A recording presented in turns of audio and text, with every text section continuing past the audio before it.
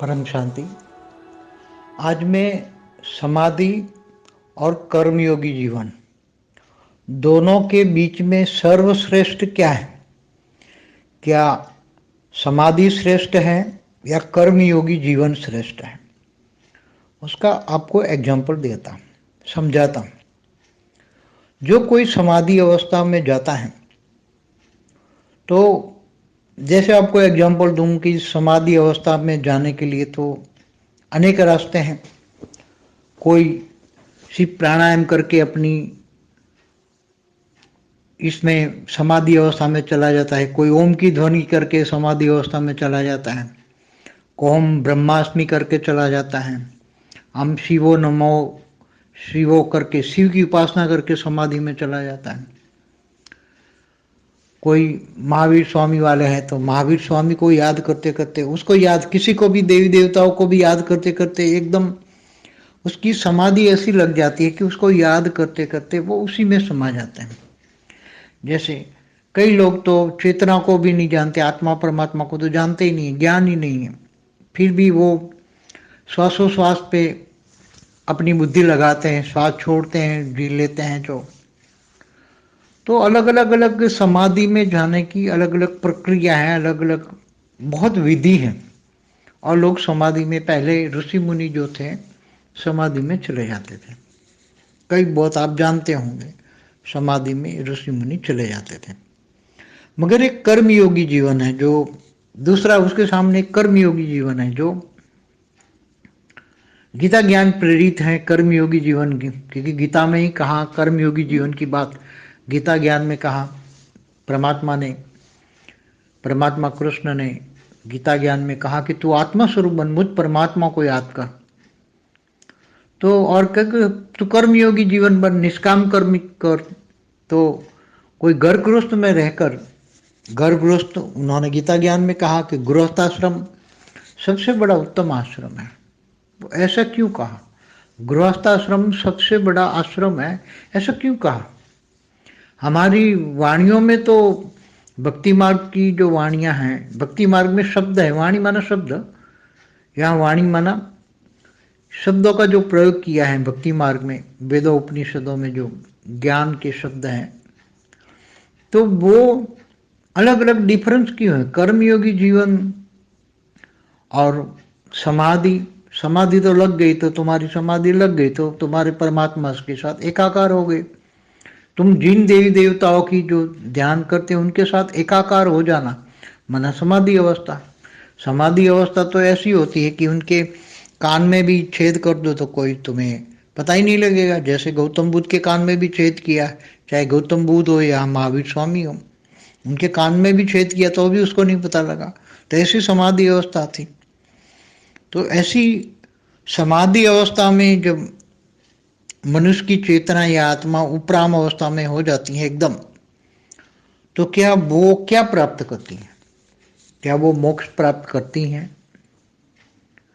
क्या वो मुक्ति, जीवन मुक्ति प्राप्त करती हैं? क्या वो परम धाम में जाती हैं? क्या परम पद को पाती हैं? और ये कर्मयोगी जीवन जो है, जिसने पूरी जिंदगी ज्ञान, गीता ज्ञान सुनता है, ज्ञान है मैं आत्मा हूँ, और बेहद की आत्मा हमेशा ये सुनती है कि मैं बेहद की परम परम महान आत्मा हूँ, और मुझे ये जन्म अंतिम जन्म है, ये जन्म के बाद मुझे शरीर छोड़ने के बाद तुरंत ज्ञान है, तो मुझे बेहद के परम पिता के पास जाना है और मुझे बेहद के परम धाम जाना है, ये मेरा लक्ष्य है। तो मैं कर्म करता हूँ, खाता हूँ, पीता हूँ, बैठता हूँ, उठता हूँ, हर कर्म में परमात्मा को याद करता हूँ, लक्ष्य भी याद रहता है। कमाता हूँ, नौकरी करता हूँ, बुद्धि में निंद्रा भी करता हूँ, 8 घंटा योग करता हूँ, 8 घंटा आराम भी करता हूँ, कर्मयोगी जीवन बिताता हूँ। गृहस्थाश्रम है, पत्नी है, बच्चे हैं, देह और देह के सर्व संबंध निभाता हूँ, थोड़ा कुछ जितना हो सके, ज़्यादा नहीं थोड़ा कुछ, मगर मैं हमेशा परमात्मा की याद में रहकर सभी आत्माओं को देखता हूँ। मुझे ज्ञान है कि ये सभी आत्माएं हैं परमात्मा, तो मैं देह को नहीं देखता, ये कर्मयोगी जीवन है। तो किसी को, सबको मैं आत्मा देखता हूँ, आत्मा के अंदर वो परमात्मा का अंश है, ऐसी तरह देखता हूँ, और हमेशा सबको सुख देने की कोशिश करता हूँ, सबको ज्ञान देता हूँ, कर्मयोगी जीवन का ज्ञान देता हूँ। मैं ये समझता हूँ ज्ञान दान महादान है। पूरी जिंदगी मैंने, वो कर्मयोगी कहता है कि मैंने हजारों लोगों को ज्ञान दिया, हजारों लोगों की जिंदगी बचाई मैंने, और हजारों लोगों की जिंदगी बचाकर उनको ऊंचे से ऊंचे रास्ता, परमधाम जाने का रास्ता बताया। आत्मस्वरूप बनकर मुझे याद करो। तो अंत में परमात्मा ने कहा है, मैं तुम्हें, मुझे याद करो तो मैं तुम्हें ऊंचे से ऊंचे परमधाम ले जाऊंगा। तो ऐसे कई लोगों को मैंने गीता ज्ञान दिया और कर्मयोगी जीवन इन्होंने बनाए। ऐसे बहुत बड़ी, धीरे धीरे लोग बहुत उसमें जुड़ गए और जो कर्मयोगी ज्ञान है दुनिया में फैल गया। गीता ज्ञान दुनिया में आज बहुत लोग फैल गया।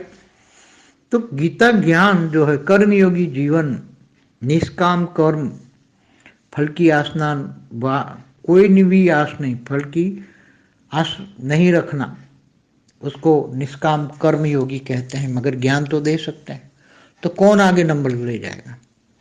जो बेहद के ज्ञानी है वो सोचे कौन, क्योंकि वो तो समाधि में चला गया, न उसने किसी को ज्ञान दिया, न उसको कुछ लिया न दिया, अपने को तो बस फंसा दिया अपने इष्ट देव में, जिसको याद करते करते फंस गया। ये कर्मयोगी है, जिसने हजारों को ज्ञान दिया, साथ में रहने वालों को भी परम प्यार दिया, आत्म स्वरूप का ज्ञान दिया, आत्म ज्ञान दिया, आत्म प्यार, आत्मिक प्यार दिया, सभी को आत्मिक प्यार दिया।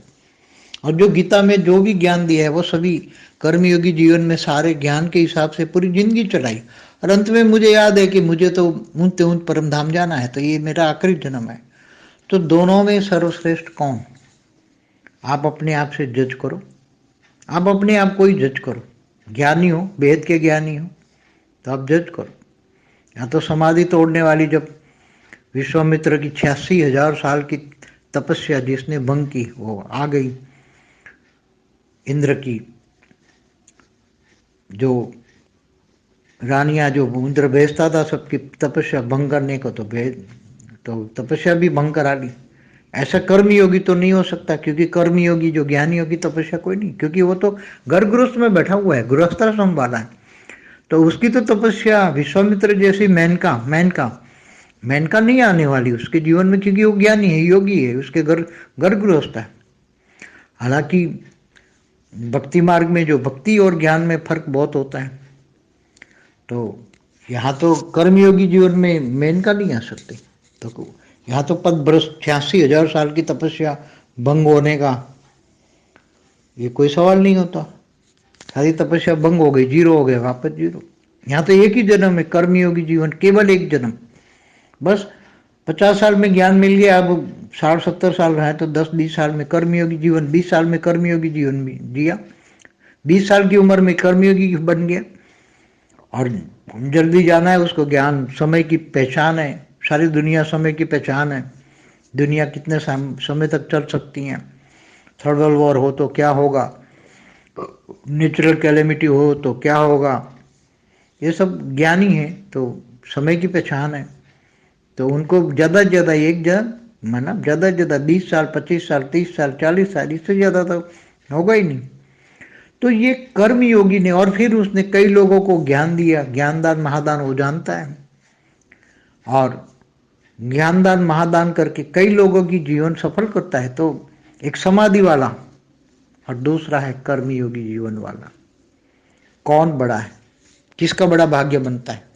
समाधि वाले का बड़ा भाग्य बनता है या कर्मयोगी जीवन वाला का बहुत बड़ा भाग्य बनता है? और जिनको बेहद का ज्ञान हो तो बेहद के परमधाम में चला जाएगा। अगर जिनको ज्ञान कम भी है मगर तो भी गीता ज्ञान होगा, तो भी कर्मयोगी होगा, तो भी कृष्ण के शरण में जाएगा, तो अंत में कृष्ण भी सर्वश्रेष्ठ जी बोला हुआ है, ऊंचते ऊंच परमधाम ले जाऊंगा। तो आप दोनों का फर्क ज्ञान से समझ सकते हैं। ज्ञानी तो आत्मा, अगर बेहद के परम ज्ञानी है तो ये सब डिफरेंस समझ सकते हैं। ये केवल ज्ञानियों के लिए है, ये भक्ति मार्ग वालों के ये टॉपिक नहीं समझ पाएंगे, क्योंकि भक्ति और ज्ञान में जमीन आसमान का अंतर है। कर्मयोगी जीवन वाला जो गीता ज्ञान वाला है वो विश्व कल्याण के लिए भी योग करता है। बेहद का ज्ञान है तो बेहद के कर्म, विश्व कल्याण, बेहद के विश्व कल्याण के लिए परम शांति के वाइब्रेशन फैलाता है। तो ज्ञानियों के लिए तो कितना बड़ा ऊंचा भाग्य, बेहद का भाग्य बनता है। तो समाधि वाले का क्या बनेगा? बेहद का विश्व कल्याण का जो लक्ष्य होता है कर्मयोगी जीवन, गीता ज्ञान वालों का, कम से कम बेहद के ज्ञानी तो जानते ही हैं कि हमारा बेहद का भाग्य कैसे बनेगा। तो बेहद का विश्व कल्याण, बेहद का ज्ञान ही समझाता है। तो दोनों का डिफरेंस समझो, समाधि और बेहद का कर्मयोगी जीवन। परम शांति।